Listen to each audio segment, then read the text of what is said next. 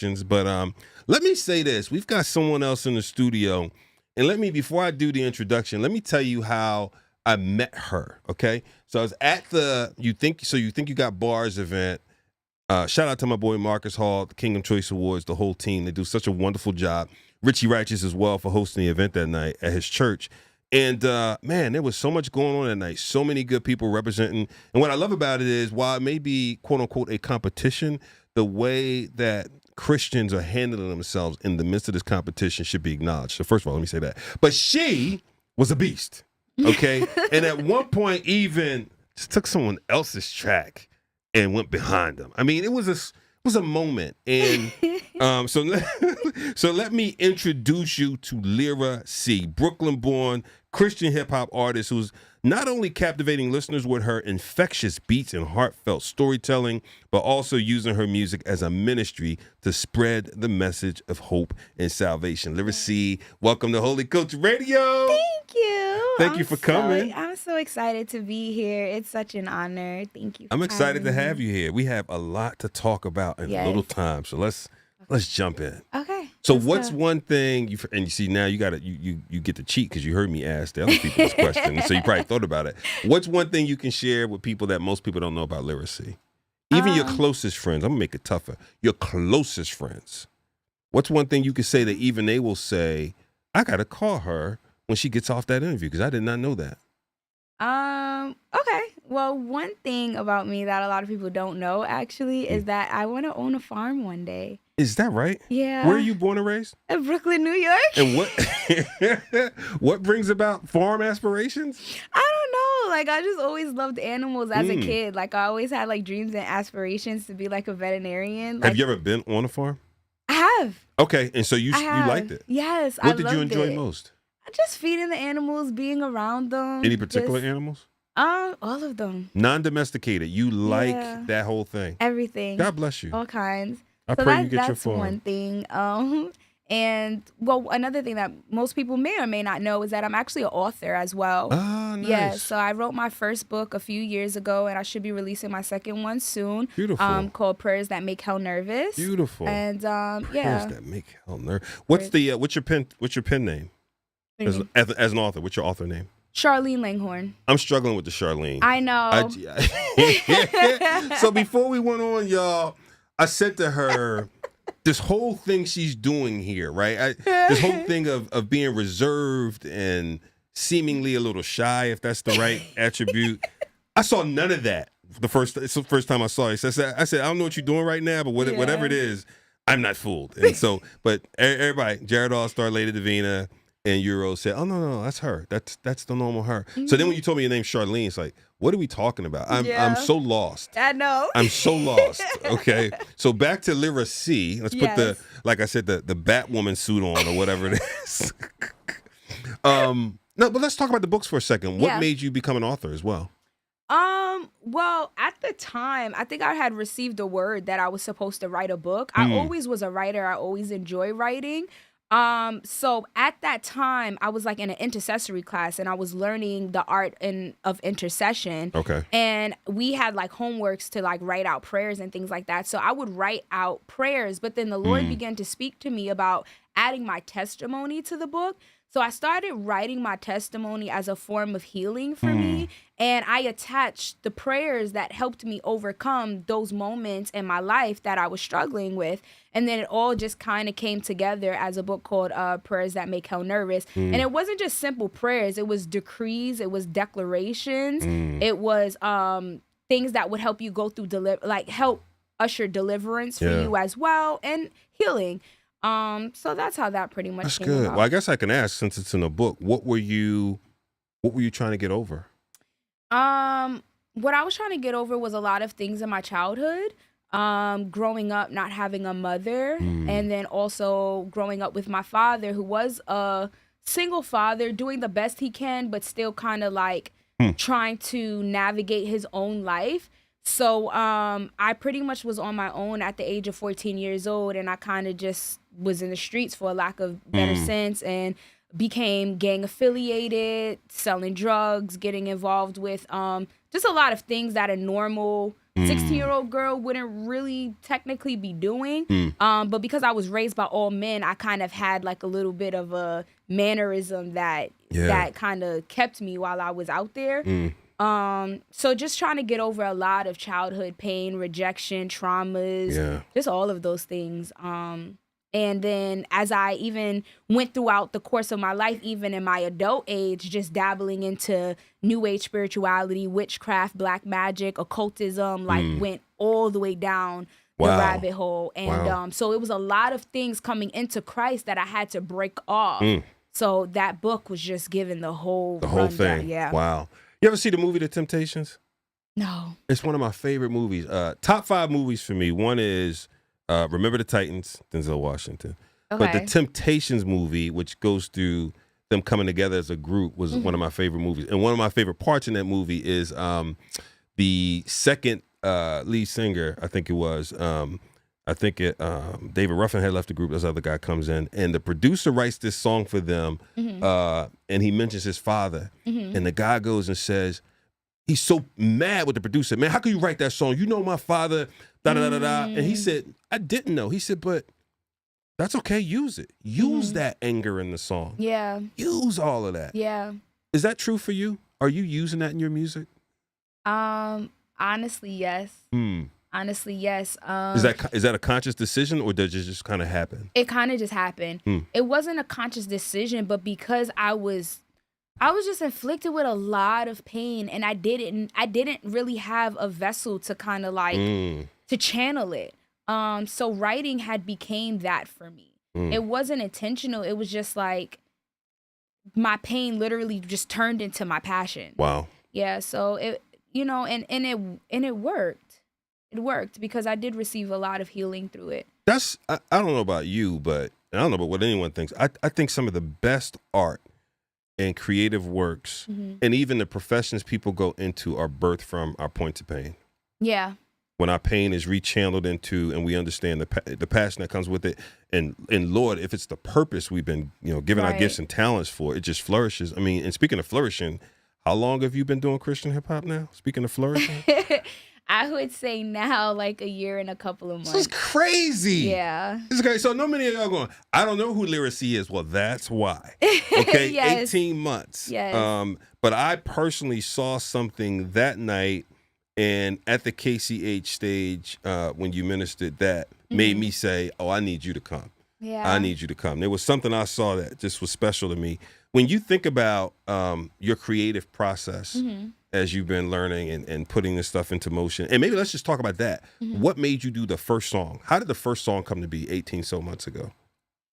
Okay, so initially what happened was, although I got saved 5 years ago, I never was actually familiar with Christian hip hop. I never listened to Christian hip hop. Gotcha. I would listen to the regular CCH songs and things like that.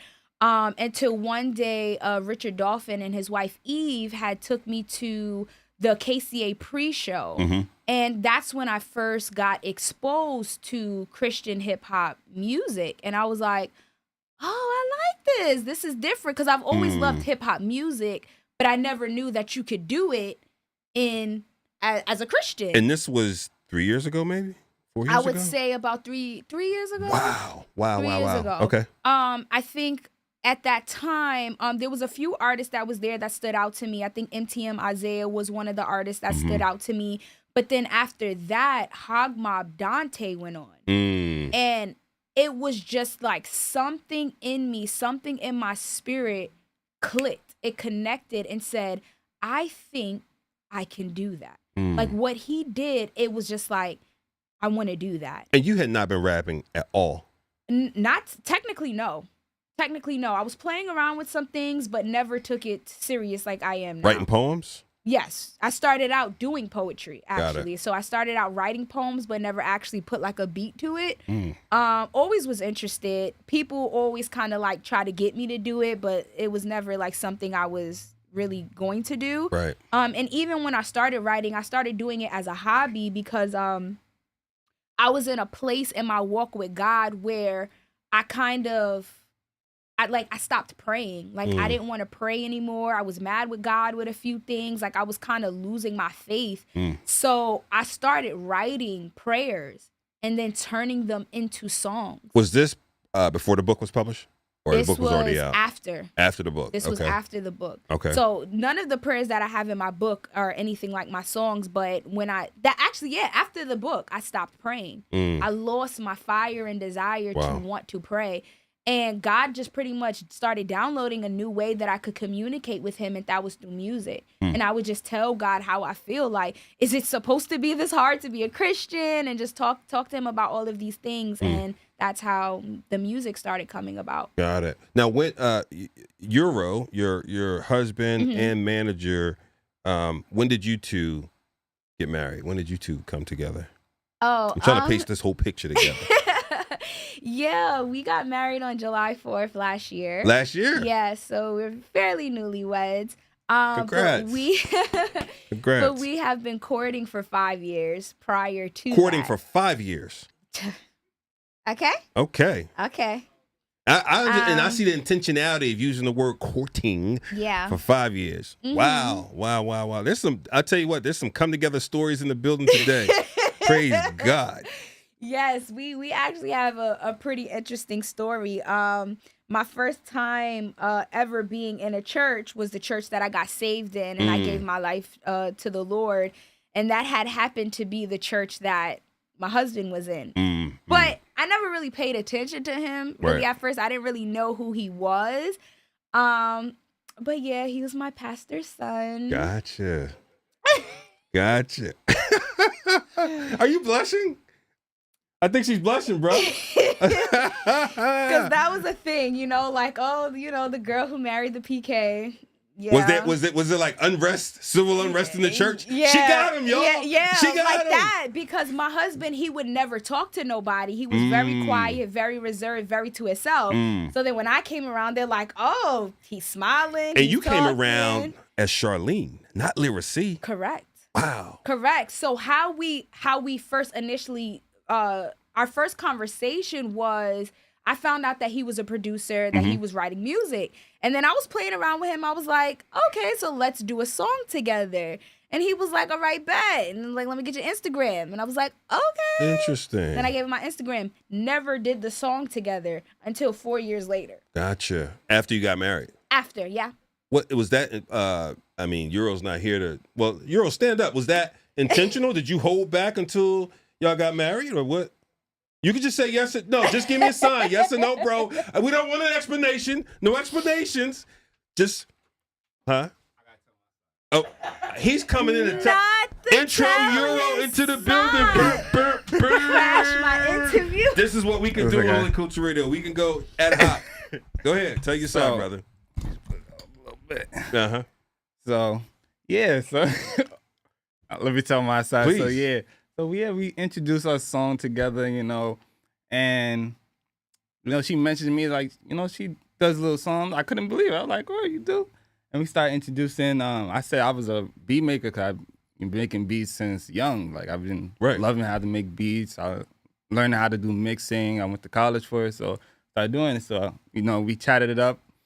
And, yeah, I think, like, it took so long. Like, literally, I made an album, too. It was a love album. Oh, he did. Called Trapped on Mars. He made an album about me. About her. You made an album about her? Yeah. A whole album. A whole album. Lord have mercy. Dedication. Let me just say this to brothers now. Y'all heard what Jared Allstar said earlier. 12 flights to California, one-way hostage ticket, bringing her to New York and whatnot. This brother, Jared's game is tight. This brother's creating albums about someone courting. And that was literally my first album. Like, I never Brothers did a gotta song get their before. games up, bro. Yeah. I was like, yo, I gotta get it because she's amazing. She was beautiful. I was like, y'all setting new standards up in here. So I had to hit a new standard. I'm like, no way, I never did before. And I sent her the song, and she couldn't believe it. Wow. No, I couldn't. She was like, no, that wasn't you. Wow. I was like, yo, I'm Yeah, I serious. didn't believe him. But yeah, it was 4 years later. She did want to do the song. Actually, I was making a beat, and she just heard the beat. And I was supposed to send it to someone. She's like, no, I want that. I said, what? I gotta send somebody. Yo, it's exclusive. I gotta make sure, he get his work. Like, no, I want to get on that. Please, please. And she never rapped. I'm like, all right.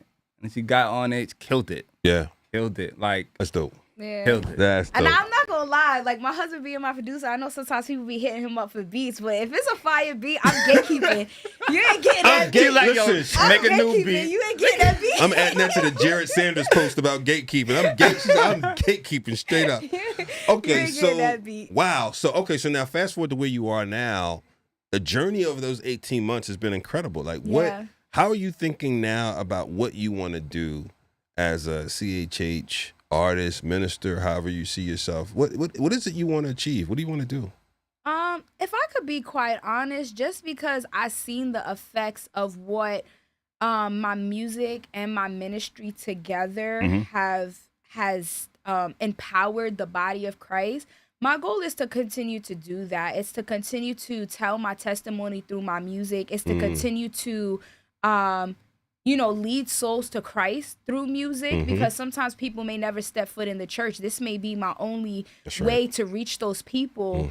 So just using my music as an evangelistic tool to reach, those people who want people who's gonna relate to them. Yeah. And to bring through deliverance through my music. Letting people know what God did for me, he can do for you. How God set me free, he could set you free. How God healed me, he could heal you. Like a lot of people who I went to high school with, they know my testimony. They know how I was. A lot of them message me now and it's like, what happened? And I'm just like, it was nothing but God. They're shocked to see you where you are now. A lot of people, even my own best friend, we were doing a lot of stuff together, and she was just like, what has gotten into you? You're so different. And I was just like, I started going to church. I gave my life to God. I got baptized, and then she actually ended up giving her life to God as well. Praise just God. Watching my life is Praise a testimony God. in itself. Yeah. So continuing to do that through music is my ultimate goal. So That's God good. can be glorified. That's good. What do you want to do artistically, in terms of, are you going to do, kind of take the singles approach and do a lot of singles? Are you going to, you were leaving the building. Are you going to do the singles approach, do a lot of singles? Are you going to work on an album? How are you thinking about it? So the goal is, that is the goal. The goal is to release 2 EPs this year. Okay. I want to work on 1 EP, which is releasing new music. And then the second EP is for Mental Health Awareness Month, because that is an area that I kind of want to touch on as well. Nice. So the goal is to release 2 EPs this year and then start getting some music videos. So the one for Mental Health Awareness Month, is that, literally those songs focused on aspects of mental health? Yes. Okay. Yes. Okay. Because that was one of the biggest things that I've dealt with Say prior more. to. How so? Like, when you say dealing with it, what were you dealing with, if I can ask? So as a child, I was quote unquote diagnosed as bipolar and schizophrenic initially. They tried to medicate me, but I never was like a person to take medication, so I didn't. So I dealt with a lot of that. I dealt with a lot of depression. I've dealt with a lot of like suicidal thoughts and things like that. So I feel like that all kind of ties together in why I have such a heart and a passion for mental health awareness. Yeah. Because a lot of these things, a lot of people don't know is spiritual. And coming to Christ and receiving the deliverance and the healing that I need, it's like I'm not dealing with that depression anymore. I'm not dealing with what they would say is bipolar or schizophrenia or those suicide thoughts. I'm not dealing with it as I used to because, Jesus did set me free from it. So it's just one of those things that I kind of want to touch on in my music. That's so good. One of the things that I appreciate about mental health is how challenging it is. I have someone in my family who wrestles with a diagnosis not too dissimilar from yours. And one of the things I remember reading is this book. It's a book written to families to help family members who are dealing with mental health. And in the opening of the book, one of the things he says, as a medical professional, I will say to our medical community, in decades in the future, we will look back and find ourselves as being irresponsible. Yeah. With the way we handled this, right? Yeah. And so when I read that, I didn't know what to make of it. And then as I started thinking about some experiences of trying different medication combinations at different times, and almost like in a test and learn way, what made you reject medication? I think, well, to be quite honest, it had to do a lot with my father. Like, my father was very, like, he has a Trinidadian background. So when we would get sick, it was just drink some tea, you'll be all right. Come on, like, girl, you'll be all right. Yeah, he's like, just drink some tea, you'll be all right. Like, he was real, tough in that way. So anytime we were sick or anything like that, he never let us take medicine. He never did it. It was just drink some tea. So just initially growing up, I never had that take medicine mentality. So when it came down to taking it, even to this day, I've always rejected just medicine in general. I'll try to find more of a holistic way to deal with an issue. But again, I think for me, it was a lot more spiritual than anything else. What was the moment like when that epiphany happened for you, that you felt like, oh, this is not just a psychological thing. It's not just a quote unquote chemical imbalance. It's not. This is spiritual, and I can overcome with Jesus. What brought you to that point? Well, to be honest, it was the counsel that I had. My husband, he's a part of a deliverance ministry. We were part of a deliverance ministry. So they deal with those things all of the time. And I've realized that a lot of it, dealing with understanding how the demonic works on both ends of the spectrum, for me, I knew that it had to be more spiritual than anything else. Gotcha. And then as I walked through the process of deliverance and through the process of healing, the fruit showed as it began to break off of my life. Gotcha. One of the things I remember from that night, So You Think You Got Bars, is Jared All-Star on the sideline rooting for you. I remember that distinctly. Yeah. As a person who's grown up with a kid and watching your son play football and being the maniac who runs along the stands when your son is running with the ball, I recognize that behavior. Yeah. Yeah. I recognize that behavior. I identify with that behavior. Not that saying he was a maniac because he's so approachable and whatnot, but what brought you to that relationship with him and being on Humble Brag Music? First of all, Jared All-Star and Davina, they're just dope, just like overall. But it was that one time I seen them perform. And I was like, we're at, Set the remind scene. me. Where were you guys Where at? were we? KCAs. Was it? Kingdom Choice Awards. Was it the KCAs? So it must have been, was 2022, 2023? On the Broadway or before KCAs? Broadway's? What song you did? Right. Right. All right. That's what it was. Forgive me. So what was the it? Lord's working on my memory. That's okay.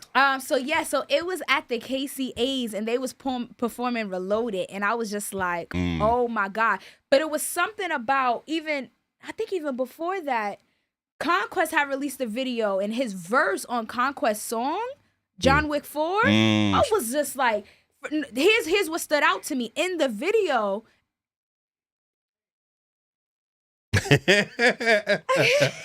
Go ahead. You can say it in the video. Shout out to Conquest while she's gathering herself. Shout out to Conquest, because Conquest did have a lot to do with putting me on as well. So shout out to Conquest. But everybody else in the video, they had guns. Like, I don't know however they did that. But Jared was the only one who had a sword. And that stuck out to me, because one thing about me is, you're going to notice about me, I take the Lord very seriously. Yeah, I take my walk very seriously. So that stood out to me, because that's what I'm looking for. Did he have one of the dashiki in that one? I think he had a suit on. Oh, he had a suit on. He had a suit on with the sword. And I was just like, okay, something about him is different. And his verse was fire. Of course. I was like, okay, something. Then when I seen them perform Reloaded, I was like, it was just something about him that stood out to me from the rest. Like, he was so set apart. Yeah. And that's good. I felt like a lot of similarities in how I wanted to approach Christian hip hop when I seen him. So that's when I reached out to him and I said, hey, I would really love if you can mentor me. And immediately he was just like, yeah, without a doubt, let's do this.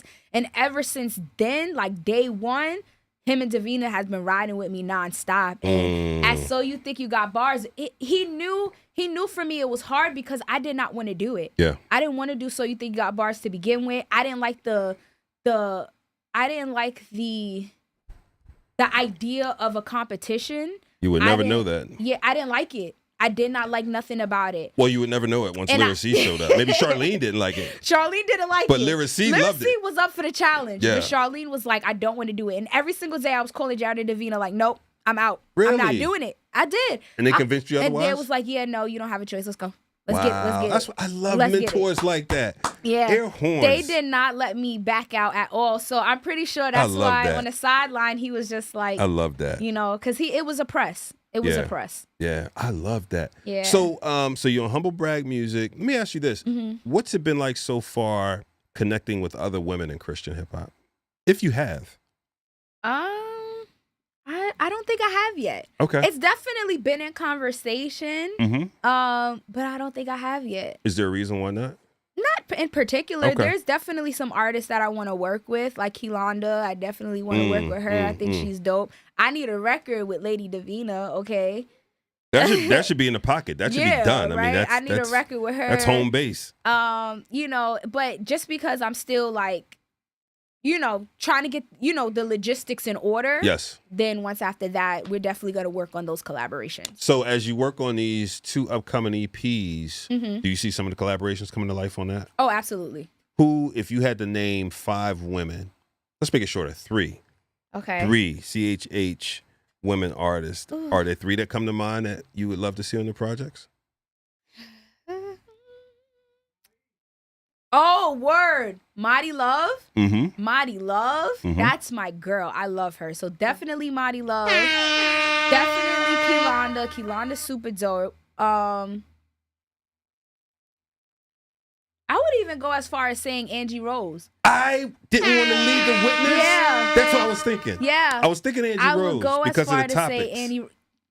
I was thinking Angie Rose because Yeah, I didn't want to say anything, there's a lot though. of similarities. I didn't want to say anything. We can There collab on. it is. Yeah. Rose. Yes. There I it would definitely is. say Angie Rose. There it is. She's dope. She's amazing. Have you met Angie? I have one Okay. time at the KCAs. You should reach out. Yeah. Her the work she's doing, Lifeline, Yeah. and the project, you know, the last immediate album, just so dope and so I know it's an overused word, but so authentic and transparent in terms of her journey and sharing it and the, like you said, the pain and the healing, you know? Yeah. Really good. Dope. So let me ask you this. If you think about, like, let's call it 2027. Let's look out 2 years. What do you want to be able to say about your ministry in terms of some of the things you've done? What do you want to look back, you know, January 1, 2027, what do you want to look back and say, you know, 2025 and 2026 were good years because fill in the blank? I stayed true to myself. Because I stayed true to myself and I remained obedient to God. That's good. Because God is my witness. There's a lot of the times that I'm just like, God, I don't want to do this. This is too hard. What makes you feel like it's too hard sometimes? What is that? Is it the process of snatching tracks from Euro? Is it what makes it what makes it so hard? Because truthfully, like a lot of the times I just kind of want to just stay to myself. Like I have that want to stay in my shell, but it's like God is always like pushing me out there. So sometimes like that's like a struggle to come into agreement with.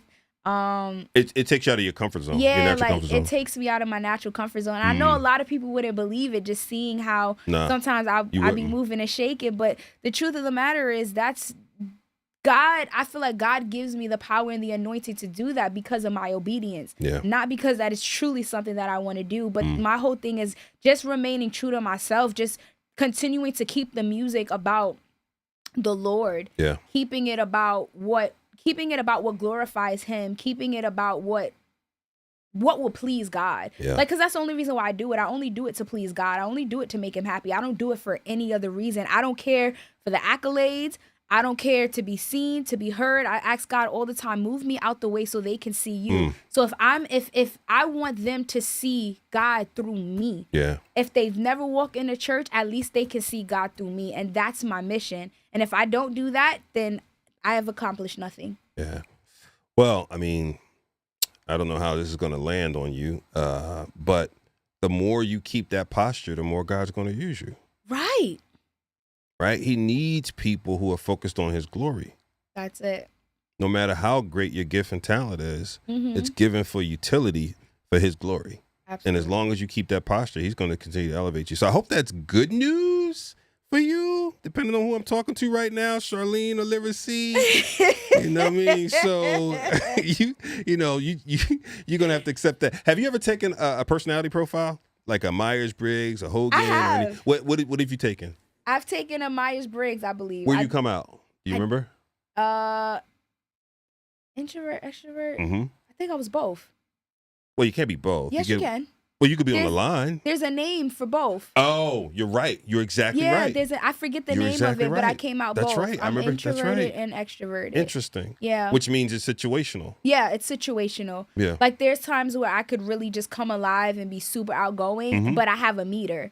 Like when my meter is done, it's like, all right, that's enough. You're exhausted afterwards. Yeah. I'm an INTJ, so I'm an introvert, and I used to be like way out, and then I came closer to the middle. And my coach told me I was I'm an I1, but my coach said, well, a lot of that movement is because you were in leadership roles, leading teams and whatnot. So you have to be more extroverted, Right. But it will exhaust you, right? And Yeah. so because you're a natural I, so it feels like we have that in common. Yeah. You remember? Do you remember the rest of your? No, I don't? don't. Okay. Yeah, no, I don't remember. Was too it a long much time of it. ago? Yeah, it was a while ago. But Okay. I remember, my therapist at the time, I forgot who it was, but my therapist at the time, she recommended for me to do it, and I did. That's it. good. Yeah, That's so good. there are some times where I have to go into hiding, recharge, Mm-hmm. and then come back out, and that can, I guess, sometimes affect my consistency a little bit, but it's necessary for me. It's necessary because I can't pour out from an empty cup. Right. I need the Lord to fill me back up so that I could go in and minister effectively. Yeah. Because I can easily become burnt out, and I don't want to. And I don't want to move just aimlessly without a purpose behind it. Absolutely. Like one thing about me is I'm very intentional when it comes to my ministry and anything that I do. Mm-hmm. And if I don't feel God behind it, I won't do it. That's good. I won't. So I do need those moments to recharge. fill back up, Recharge. and then let's go. So you have fresh perspectives too, being 18 months in. I'm curious as a person who I love thinking about our ecosystem, right? And CHH and what we all do, what we're doing, how we're growing, not just Holy Culture, but just in general, our whole ecosystem, right? Because I'm just a fan of rising tide lifts all boats, and we need more rising tide, right? What have been your observations so far? Like what's working really well in our space?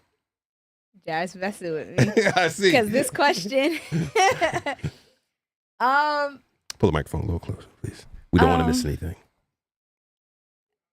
Can you be a little more specific? Well, let's do this. Let's do the typical year end when you sit for your performance appraisal. What do we always do? Your 3 accomplishments and strengths. Your 3, maybe disappointments and opportunities. Right. Let's start with 3 strengths. What are 3 things you see that are really strong about the CHH ecosystem? Layup, Holy Culture Radio. I mean, I don't know. Oh yeah. Most definitely, Holy Culture Radio. What you're doing? Layup. I'm just trying to give you one since you're stuck. Because truth be told, I'm still really learning a lot about the culture. Okay. So being so new to it, I have a lot more research to do if I can be honest. But definitely Holy Culture Radio. I'm just playing. You don't have to list that one. I'm just trying to. But it's true though, because this is a platform that you use to help other people be able to push their music. So of course that's dope. And just everybody else who's creating labels with authentic artists to help them get the mission of God done, like whatever they're doing. Again, I don't really know too much about the culture as I should because I'm still learning, but yeah. What are some of the opportunities that you see? As far as where you're an administrator by day, right? Yeah. So administrate CHH, like the same way you approach your job in terms of, man, I got to make sure things are efficient. I have to make sure they're effective. I have to make sure they have efficacy. I have to make sure it's sustainable. Like when you look at our space, why are you laughing? What do you think some of the opportunities are? You want to punt? You want to punt? Yeah, because you know why? To be honest, even though like at my job and stuff, I have an administrative role. When it comes to Christian hip hop, I don't do nothing. My husband do everything. Ah, okay. I really don't. Like I just solely focus on creating That's a blessing. Yeah, like That's a my blessing. husband really takes everything And then Humble off Brag of me. helps And then with the other Humble parts Brag of it. helps as well with the management aspect. So between them and my husband, they give me the space to just create. Let me tell you something. Not many people can say that. Yeah. So you are in So- a blessed space. Yeah. Yeah. That's what I said. So when you say that, I'm just like, I don't know, because they do everything for me. Yeah. No, They you are in help a me with blessed everything. space. Yeah. That's good. When you look at kind of where we are right now, let's put political stuff to the side. Mm-hmm. But culturally, Yeah. when you look at where we are and you think about your ministry and where you want to apply focus, what are things that you see in your culture right now that you feel a burden for? You feel like, man, this is a place I want to apply my voice. These are things I want to apply. Mental health obviously is one of them. Yeah. Are there any other things that pop out for you? Mental health and anything that's dealing with like occultism, witchcraft, like really going into the secular arena and changing the trajectory of it. Now, I don't know how it's just a vision that I have, but just really, just seeing a lot of secular artists convert, which we're actually seeing now. Right. We're seeing a lot more secular artists who's wanting to collaborate with Christian artists, and whatever their motive is their motive. But at the end of the day, it's really to see a true conversion. But you want to see more of that. You want to see more shaking up in that secular space. Right. Yeah. Just a lot more of that. Because I feel like the enemy had his hand on that space a little bit too long. And Come on now. the God that I know, that he can come in and he can rattle some. Come on so now. I kind of want to come in that space, rattle some fences, shake some stuff up. I'm about to tell Max to put on that. You know what I mean? I feel like there's a sermon coming here. Yeah, like I want to shake some stuff up in that space because, to God be the glory. He's going to be glorified when it comes to music. That's good. So that's a space that I really want to go into. Of course, mental health awareness.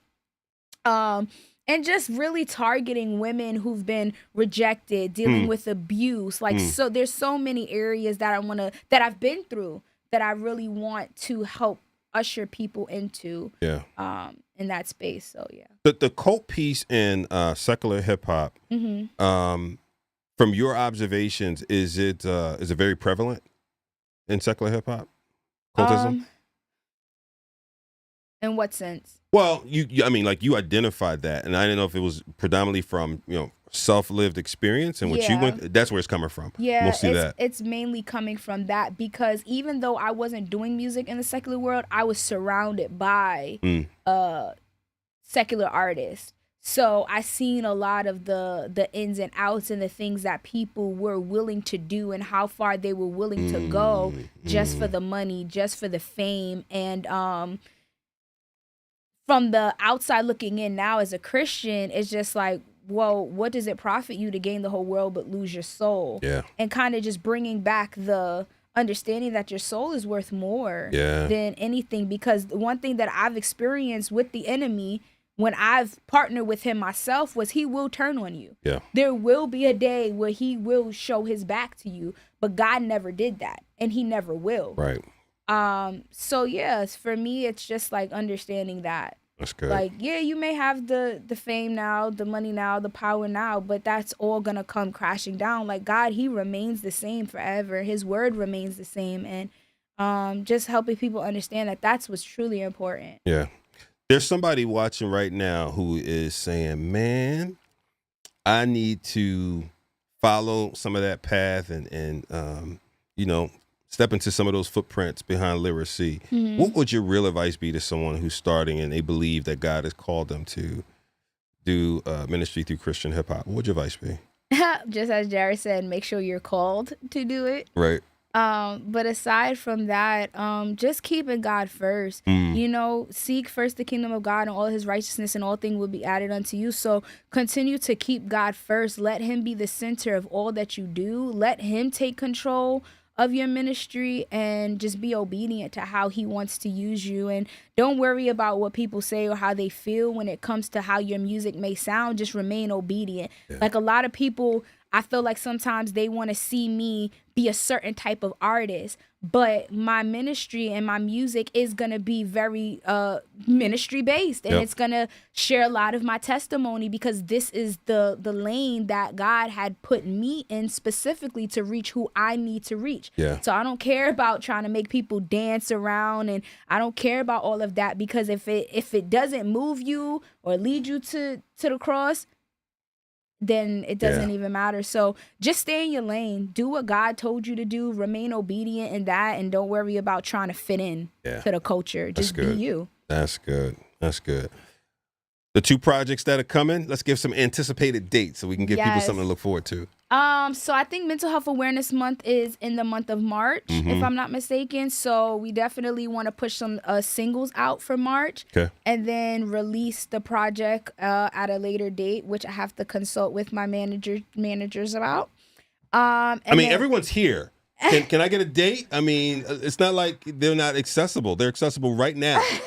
You guys can bitch for a second and come. You got 30 seconds. Give us a date. You got 30 seconds. You got 30 seconds. Jared. Y'all talk. Euro, Jared, and okay. Right. While they get Consult that, my team. so while they get that, tell people where they can reach you if they want to get in contact with Lyra C. Oh yeah, most definitely. Spring and summer. Spring and summer. You see that right there? Sounds you see good. what happened right there? Yeah. Spring and summer. That's a good way to avoid a specific date. I love that. Yeah. Very good. Yeah. Very good. Because they're working hard. You know, I'm not always the easiest. They got their hands full with me. I like that. That was very good. Jared is such a professional. Yes, he is. Brother, I tell you. Yeah. But yeah, so on Instagram you could definitely find me at IamLyra.C.